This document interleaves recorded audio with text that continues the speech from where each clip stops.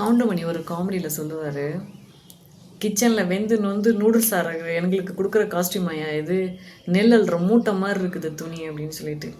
அந்த மாதிரி தான் இப்போ இருக்கிற ஸ்கூலில் பிள்ளைங்களுக்கு கொடுக்குற யூனிஃபார்மும். ஒரு பாலிஸ்டர் கிளாத்தில் சுடிதார் மெட்டீரியல், அதுக்கு மேலே ஃபுல்லாக நம்ம பாடியை கவர் பண்ணுற மாதிரி கோட்டு. அந்த காலத்தில் நமக்கெல்லாம் சுடிதார் கொடுத்தா கூட காட்டனில் சுடிதார் மெட்டீரியல் போட்டுப்போம். மேலே ஷாலுங்கிறது நம்ம இந்த இடத்த மட்டும்தான் கவர் பண்ணியிருப்போம். ஸோ இந்த இடம்லாம் நமக்கு கொஞ்சம் காத்தோட்டமாகவே இருக்கும்.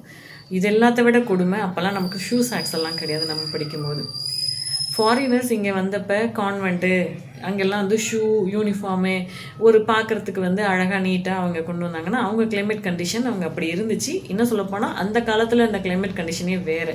இப்போ அடிக்கிற வெயிலுக்கு ஷூ சாக்ஸு ஃபுல் கவர் பண்ண கோட்டு, இது எப்படி இந்த பிள்ளைங்க போட்டுட்டு வருவாங்கன்னு எனக்கு தெரியலை. இதை ஏன் ஸ்கூலில் சேர்ந்தவங்க யாருமே யோசிக்கலைன்னு தெரியல.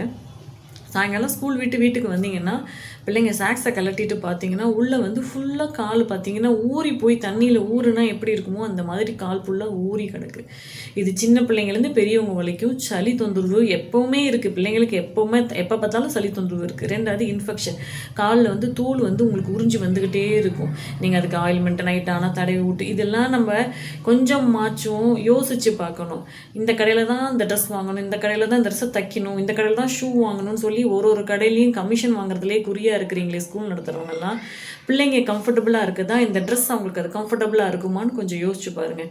நீங்கள் நேராக வந்தோடனே ஏசி கார்லேருந்து வந்துட்டு ஏசி ரூம்குள்ளே போய் பூந்துக்கிறீங்க. பட் ஆனால் பிள்ளைங்க அப்படி இருக்கிறது இல்லை. 40 பிள்ளைங்களுக்கு 1 இல்லைனா 2 ஃபேன் தான் அதிகபட்சமாக போட்டிருக்காங்க. நீங்கள் எவ்வளோ ப்ரைவேட் ஸ்கூலில் இருந்தாலும் சில ஸ்கூலில் மட்டும்தான் ஏசி போட்டிருக்காங்க. ஏசி இல்லாத ஸ்கூலில் நான் அதை சொல்கிறேன். ஏசிலே வைக்கிறதும் நான் சரின்னு நான் சொல்ல வரலை. ஏசியில் இருக்க வேண்டாம், இந்த கிளைமேட்டை அவங்க வந்து அடாப்ட் பண்ணிக்கிட்டோம், தப்பு இல்லை.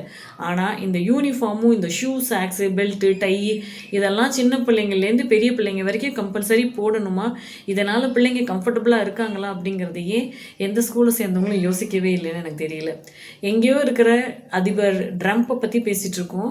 அவர் ரொம்ப கெட்டவர், அவர் மக்களை பற்றி யோசிக்கலை, இந்த குழந்தைங்களை பற்றி யோசிக்கலை. உங்கள் ஸ்கூலில் படிக்கிற குழந்தைங்களை பற்றி நீங்கள் என்ன யோசிக்கிறீங்க? நீங்கள் அதை பற்றி அவங்களுடைய கஷ்டத்துக்கு நீங்கள் என்ன ஸ்டெப் எடுத்துருக்கீங்க? இதை பற்றி எனக்கு இந்த வீடியோவில் சொல்லணும்னு தோணுச்சு. இந்த வீடியோ யாருக்காச்சும் பிடிச்சிருந்தால் லைக் பண்ணுங்கள், ஷேர் பண்ணுங்கள், சப்ஸ்கிரைப் பண்ணுங்கள், கமெண்ட் பண்ணுங்கள். தேங்க்யூ.